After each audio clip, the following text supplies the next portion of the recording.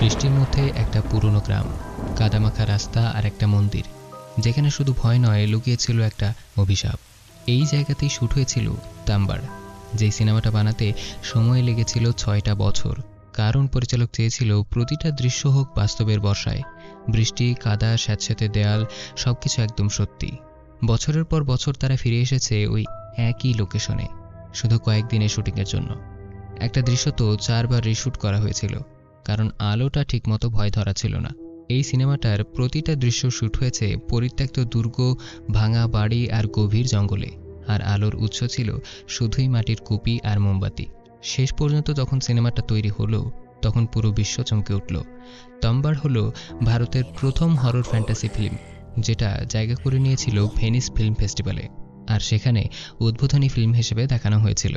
তোমরা কি মুভিটা দেখেছো? হস্তরের এই অসাধারণ গল্পটা অবশ্যই তোমাদের দেখার পরামর্শ থাকলো। সিনেমাটা আগে দেখে থাকলে লাইক দিয়ে একটা কমেন্ট করে জানাতে পারো।